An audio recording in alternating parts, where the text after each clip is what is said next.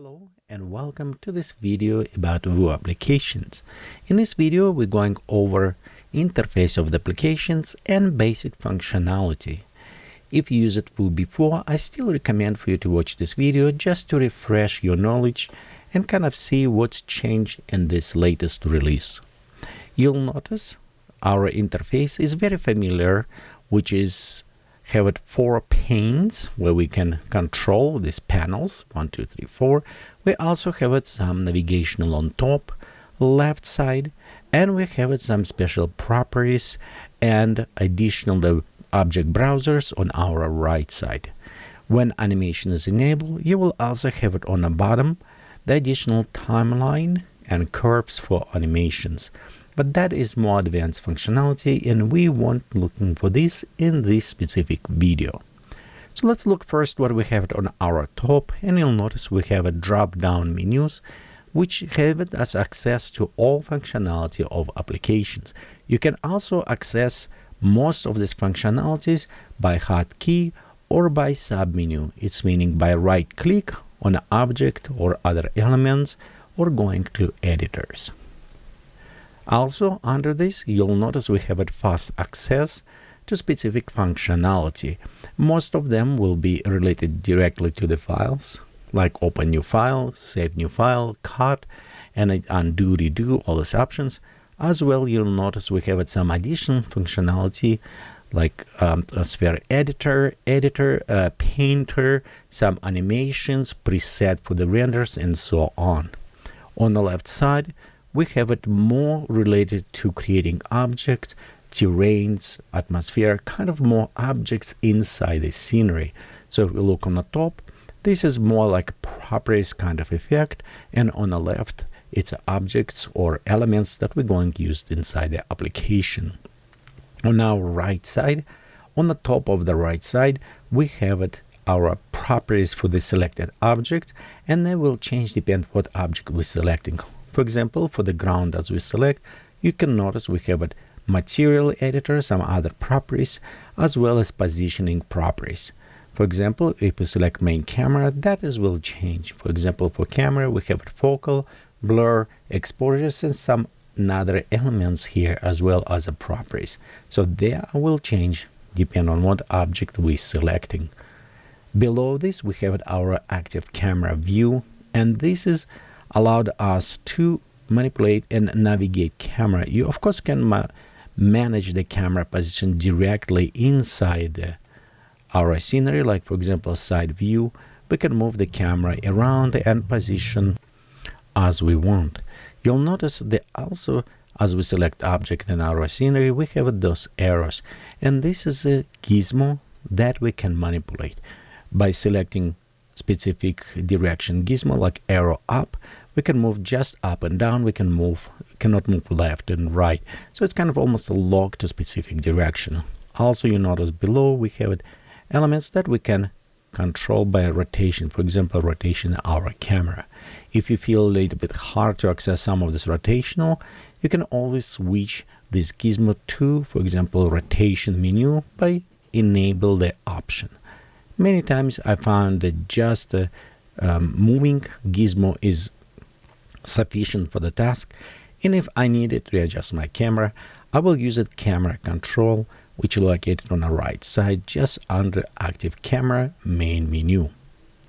We'll go look a little bit more on these elements, but general what notice this is gizmo will be very similar to almost all objects we have it, and properties for the gizmo you can change how orientation work. For example, P it's to the parent, local, global, or from the view.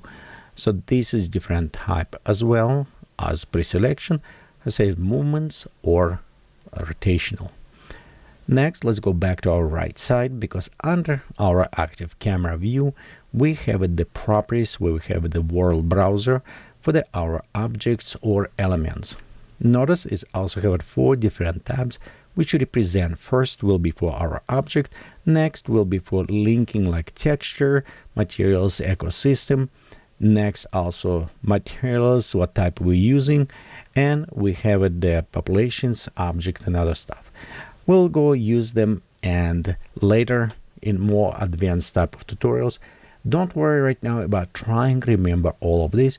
This is overview, kind of maybe help you to look around, and when we start reference to those elements, you'll be finding them much easy.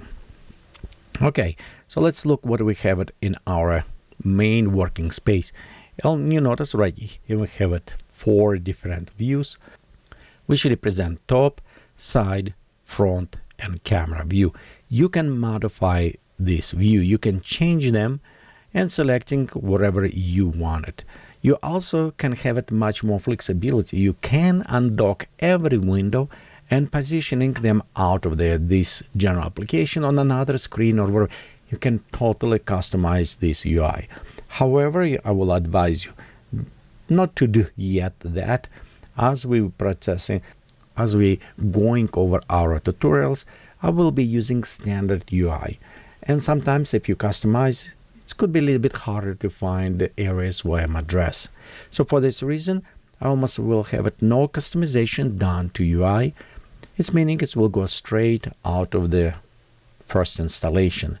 With maybe exception, I will move sometimes screen like for active camera, increasing so we can preview a little bit better in this case.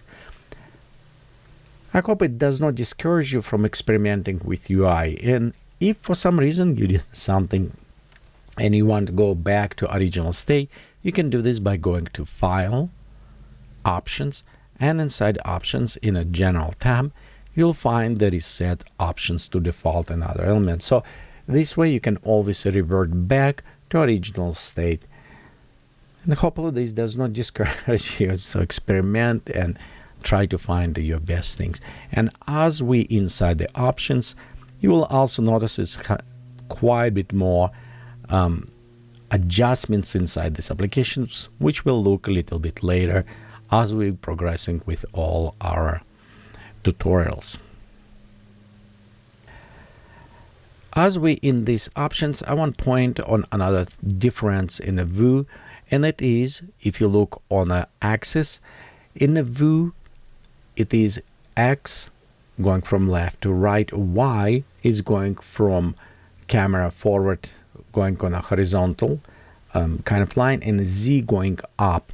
And that is a different because in many applications, Z axis will be away from the camera kind of distance, and X and Y will go more, Y go up and down, and X left to right. You can always change this in to the way you prefer, and in this case, if you're going inside the again options in the general, you'll notice right here you have a load interface preset. If you click on this, you can change all preset to the Maya 3D Max or Sim 4D. If you work with other applications, you can always take those combinations, hotkeys, and also navigation and everything, and adjusting to specific application that you are familiar with. For our videos, for our tutorials, I'm not modifying anything. As I said before, we'll go with what I call vanilla setup, original as we install it, and we're going to use it with default interface. Okay, so let's go ahead back to our image. My approach to the create videos, it is hands-on. We can open manual and just go read straight out of manual, but I found out sometimes it's hard to remember what is going on. Much easy to actually create even a more simple type of terrain or scenery that will still help you to understand how it works or what is inside the application. Okay, Vue is very complex application, and I will say Vue have it several layers. First layer, it's more as a creative designer. It's where you can go ahead, create just object, take this object, increasing location how you want it. It's a visual, very nice and simple way to do. You can also have it brush and brush over like plants and other things. I mean, it is a very interesting and nice tool. For example, right here we have it, our orb or sphere. We can go select it, just add item. For example, let's go add plants. And now when the plans, you can see we can just simply even painting over our item. I mean, it is in a way how creating very nice, very intuitive, good for the designer approach. But we also have it another way to create this. It is what I will call second layer. It's work with the editors. And editors, for example, let's create one terrain right here. And we can right click, select edit object, or you can just double time click, which will open terrain editor. The editors can be for the atmosphere, terrain, water, object in multiple different editors. And I will say this is kind of second level when you're actually going and now work a little bit more visually or through functions with the properties or specific objects. This will be more intermediate level. However, we start already using this in our beginners. And of course, the next level, I will say it is more advanced. It's when you start using function editor. And function editor, it is node-based editor. And you can notice right here, we have our input nodes, like position, orientation, size. We can perform just different type of the work over this. Just, like coming data, we can manipulate with this data, connect different ways here, and create output how we need it. And right here we have our output nodes. So this is a little bit more advanced, and I will say this is almost the last step. The one more, it write directly in a Python. You can do this with script, but I hardly see anybody using that right now. Mostly nodes will be sufficient. So on the level of progression, we'll say first we'll know how interface, basic visual work. We of course will start touching a little bit more intermediate type, create with a function, with a editor's work, material editor or terrain editor. And when we're going to more advanced, we're going to look on how to work with function editor or with a node editor.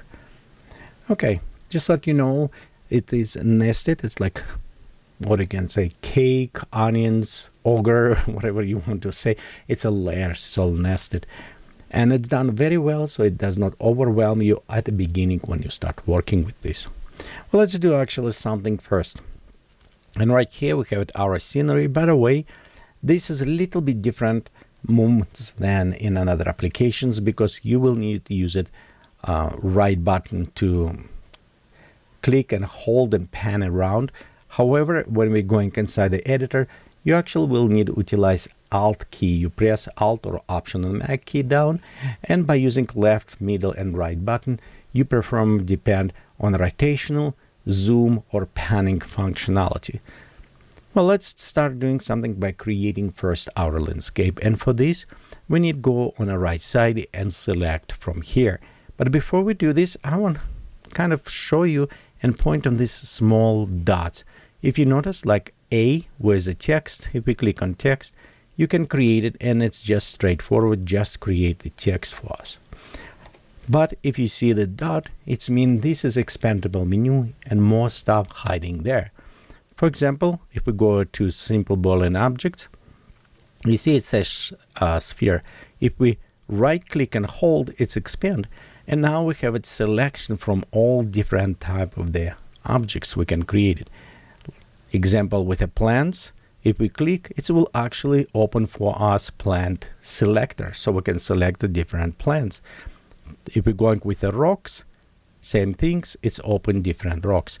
Some of them will expand, for example, like terrain. If we click on terrain, you can see it's expand, and we have it our normal, our fractal or procedural terrain, a load terrain, and a world terrain, so we can actually modify this one. Some of them will open, so it is not clearly visible. It's the same dot you will see, but just keep in mind dot, it means something more to this, and you can access by right clicking with your mouse. Well, let's create terrain at this time, and for this we'll just right click and select normal terrain. The difference between procedures and normal terrain, that normal terrain will have a preset resolution at time of the creation. Fractal terrain or procedural terrain will increase resolution depend on position on the camera. So the closer camera get it to the terrain will increase detailations for this. It's very useful if you don't know where terrain located. But if you preset terrain on specific distance, like far away hills, and you know you will never come closer, then I will recommend using normal terrain, because the polygons and everything will be generated at the beginning. It does not recalculate them, and it will work quite a bit fast. Okay, we create our first terrain.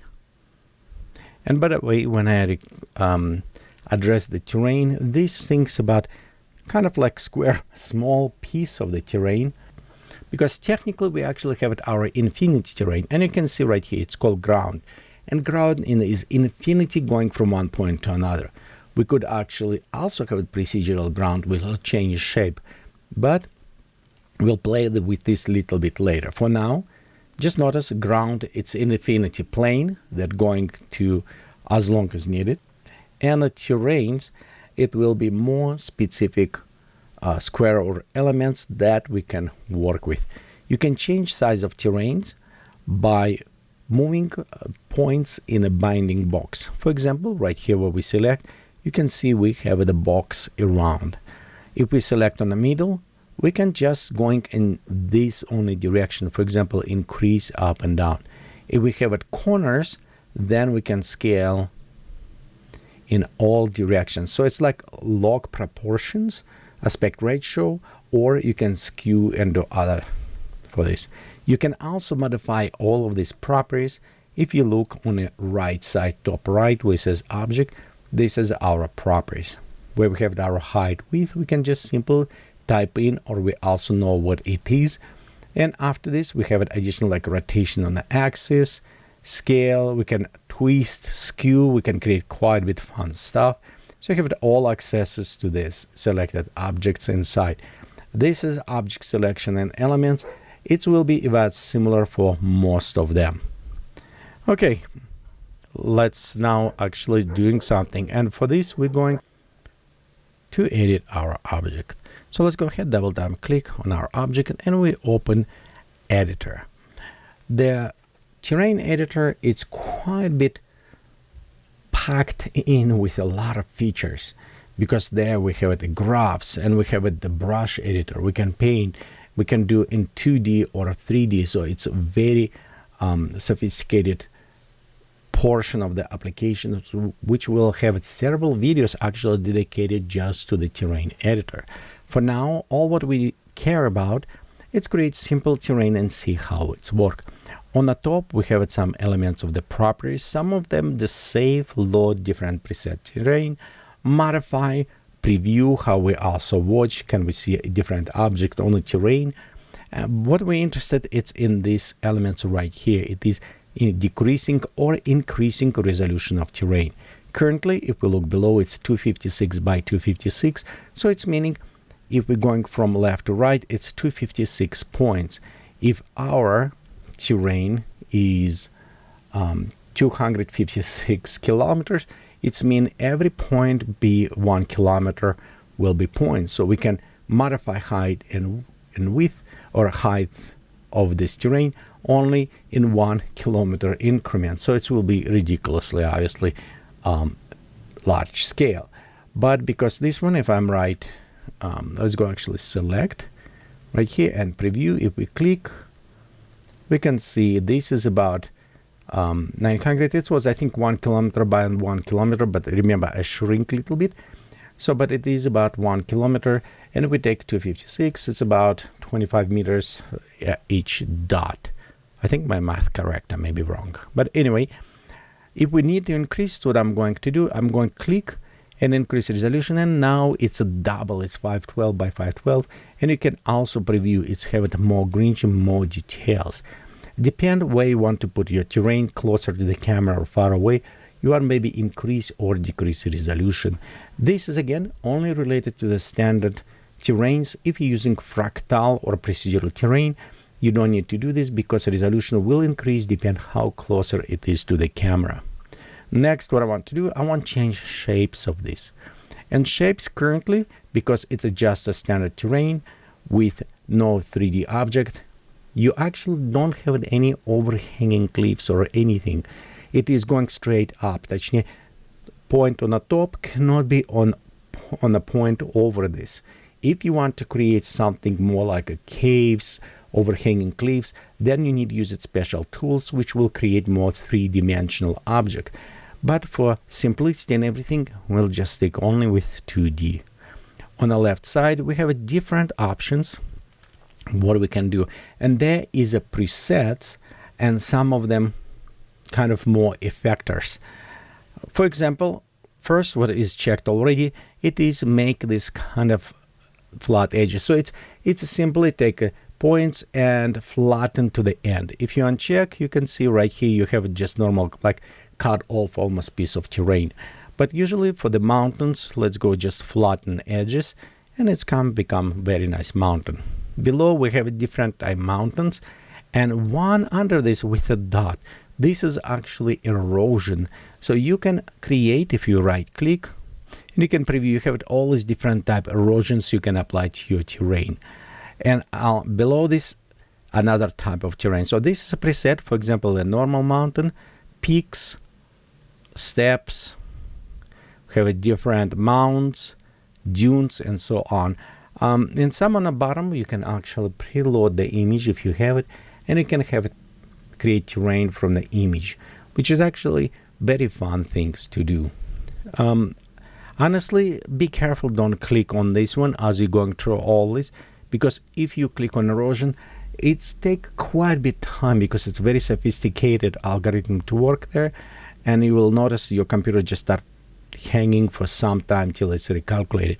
Honestly, I don't know why they put it here just between those presets, because it's so easy to click. And I just let you know, because I done so many times. I'm going this and accidentally click and like, oh, now I need to wait till it's completed things. So just pay attention to that. Well, we're going to use it just simple peaks right there. We won't worry about anything here else, and let's click OK. I'll notice as we select, it did create our new cool looking mountain. What I want to do, I want to take this and shrink just a little bit down so it won't be that tall. You can play a little bit more as you need it.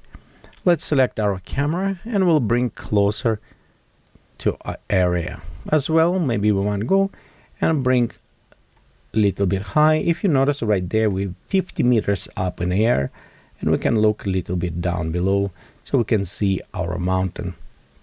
Notice how it's seamlessly integrated terrain to our larger piece of the ground that we have around it. And the reason, because we're utilizing same materials, and materials set to the world mapping. So it's meaning it's mapped like to all world. Next, let's just modify something. So for this, we'll select our terrain, and in the properties, top right corner, you'll notice we have preview of the materials. We can modify this directly material if we just double time click, and it's open another editor. This case is material editor, but you know what? We already have it. One is enough for today. We use it terrain, so kind of try to avoid this. Let's replace this material easy way. And to do this, you'll notice you have it download material. Let's click on this, and this is open library of materials available. It's a quite a bit good sized library. However, if you are my Patreon, I will put link down below for you. You can access to gigabytes of my materials that I created for the project. They're not just select and just get for fun. This is the materials that I used in many projects. It's done for 20 something years. It's a long time it took me. It's thousands of different materials, clouds, and some are elements, buildings, object there. So it's a huge library available for my Patreons to download it. I put a link down below if you're interested. More than welcome to join. Be sure you scroll down, find and download it, all of this and use it freely for any project. But let's look right here. We have it. We're going to use what we have right now. In this case, you don't need to worry to go and download it. Some of the materials is very nice. Usual materials can be procedurals or image based, and we'll cover this in specific videos about how the materials work. Right now, we just look and select one. Just select one that you like it. Let's go select dry clay, and you can see as we applied. And clay as applied, now we can see the line. Line is what different between our main ground, infinity plane, and our terrain here. So let's go ahead and select ground, and we'll go click down on the ground, and we'll go select same type material. Now, because we have exactly same materials, and all of these materials set in a mapping mode world standard, it's mean infinity, then they should look no different, look like seamless. If for some reason you'll see seam, probably mapping mode is different, but usually it's very rare situation and mostly happen if you manually change this. Okay, so we have a nice beautiful look right here. We're missing something. Let's go ahead and try to add water. To add water, we can add a same like infinity water layer. And if we're going to the left, you'll notice on our water, we can click enable. Look on the dot, so it's meaning if we right click, we can add more stuff. And some of the stuff could be weather effect like rain or snow which created. And this is a particle based system. But we're only interested right now in just single layer. And by the way, till we look here, let me go very fast. We have it water, we have it our object, text, we have it our terrains, plants, rocks, clouds, planets behind, splines, some preloaded object, like for example from DAS or other ones, you can do it here. You have it our particles, effectors and particles, different type of light.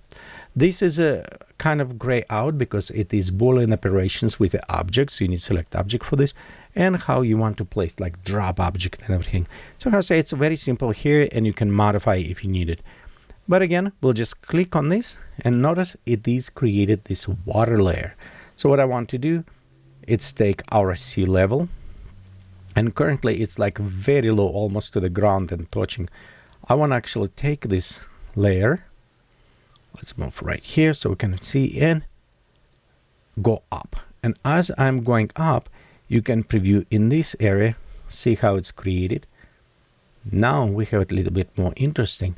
So then I can go a little bit more up.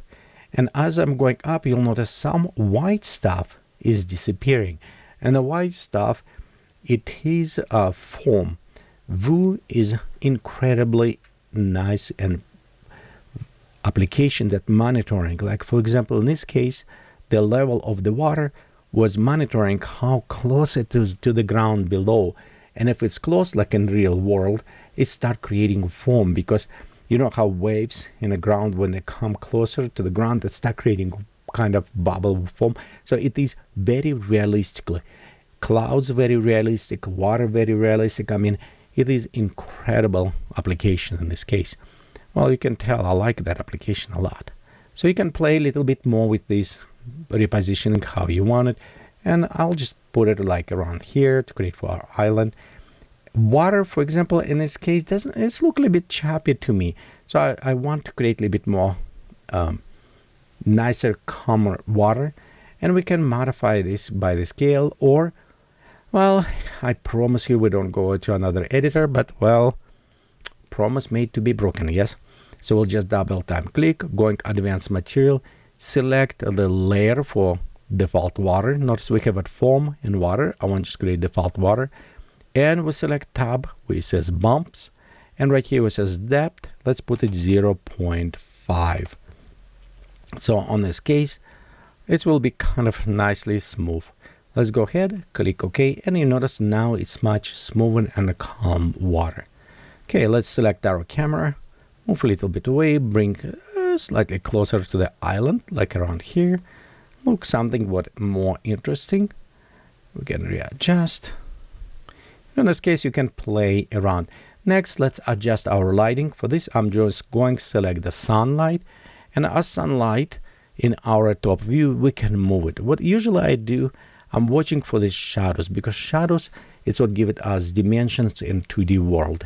Yes, we're working in a 3D object, but technically this is a representation of 3D world in 2D dimensions, because whatever we render, it is 2D pictures. But don't let you stop, because if you have VR goggles, I have videos I did some time ago how you can make hair stereoscopical, and that's kind of very fun. Okay, so let's do this. We have our lights just set up how you like it, and I think this is look very kind of interesting. Sky a little bit boring, so let's go to atmosphere, and we're going to atmosphere editor. Oh, another editor. Yes, sorry about that. And here we're just going in a cloud layer. Go click on this like a box and an arrow down. So we go to load and just select some clouds. Doesn't matter which one. I will recommend like Cumulus. After you select, you can play around with those. You can play with like density, cover, and everything.